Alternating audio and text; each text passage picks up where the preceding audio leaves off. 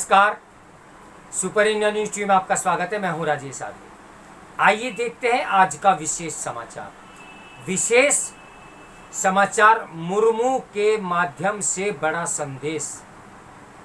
मुर्मू के राष्ट्रपति बनने से वंचित वर्गों में स्वाभिमान का पुनर्जागरण तो होगा ही, उन ईसाई मिशनरियों का मनोबल भी टूटेगा जो उनके मतांतरण में लिप्त हैं। भारत का राष्ट्रपति देश का सर्वोच्च प्रतिनिधि और प्रथम नागरिक होता है। इस समय राष्ट्रपति चुनाव का प्रचार अभियान चल रहा है। भारत नेतृत्व वाले राजग ने जहां द्रौपदी मुर्मू को प्रत्याशी बनाया है, तो विपक्षी खेमे ने पूर्व केंद्रीय मंत्री यशवंत सिन्हा को उतारा है। विपक्षी प्रत्याशी की हार निश्चित दिख रही है। शायद इसी से खिन्न सिन्हा ने शिगुफा छोड़ा है कि राष्ट्रपति रबड़ स्टाम्प नहीं होनी चाहिए। उनका संकेत मुर्मू की ओर है, लेकिन शायद वे भूल गए मुर्मू झारखंड की राज्यपाल रही हैं। उन्होंने झारखंड विधानसभा द्वारा पारित नागपुर टेनेसी अधिनियम संशोधन विधेयक व संथाल परगना टेनेसी अधिनियम संशोधन विधेयकों पर सहमति नहीं दी थी। मुर्मू अनुसूचित जनजाति से हैं। ओडिशा से विधायक व कई विभागों की मंत्री रही हैं। भाजपा अनुसूचित जनजाति मोर्चे के राष्ट्रीय उपाध्यक्ष भी रही हैं। वे राज्यपाल होने वाली जनजाति की पहली महिला हैं। ऐसे में रबर स्टाम्प की टिप्पणी गलत है और अशोभनीय भी है। ये छिपा नहीं रहा कि जनजाति समुदाय गरीबी व सामाजिक कारणों से ईसाई मतांतरण का निशाना रहे हैं। मुर्मू का राष्ट्रपति चुना जाना भय और लोभ से होने वाले मतांतरण को समाप्त कर सकता है। सर्वोच्च पद पर उनका निर्वाचन वंचित समुदायों के लिए आशा और प्रसन्नता का विषय होगा। यह उनकी अस्मिता व सम्मान में वृद्धि भी करेगा। अब वंचित वर्गों को भय और लोभ से मतांतरित करने का इतिहास बहुत पुराना है। वेपिस्ट मिशनरी 1822 में ही ओडिशा आई थी। मतांतरण पर ओडिशा फ्रीडम ऑफ रिलीजन कानून 1967 बनाने वाला पहला राज्य ओडिशा ही था। ईसाई मिशनरी मतांतरण में सक्रिय रही। मिशनरी इस धर्म प्रचार का संवैधानिक अधिकार कहते थे। संविधान सभा के कई सदस्य धर्म प्रचार के अधिकार अनुच्छेद 25 के से असहमत थे। सभा में इस पर काफ़ी तकरार भी हुई।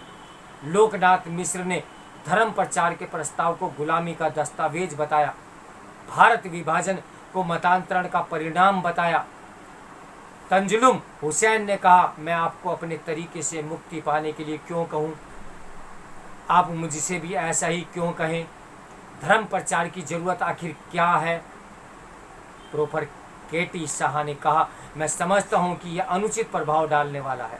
ऐसे कई उदाहरण हैं जहाँ अनुचित लाभ द्वारा मतांतरण कराए गए।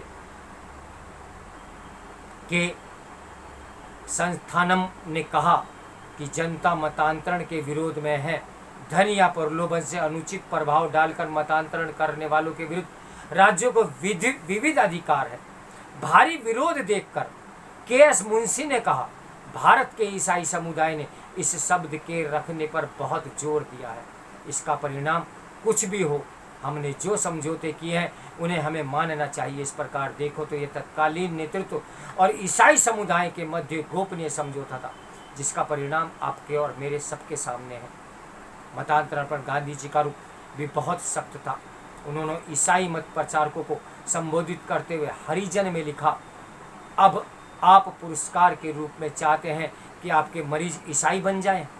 उन्होंने यहाँ तक लिखा कि मिशनरी सामाजिक काम को निष्काम भाव से नहीं करते, जबकि डॉक्टर भीमराव अंबेडकर जी इस मामले में गांधी जी के प्रयासों से असहमत थे। उन्होंने लिखा, मिस्टर गांधी के तर्कों का कोई खंडन नहीं करेगा, लेकिन उन्हें दो टुक शब्दों में मिशनरियों से ये कह देना चाहिए कि अपना काम रोक दो। इतिहास गवाह है कि धोखाधड़ी के कारण मतांतरण हुए।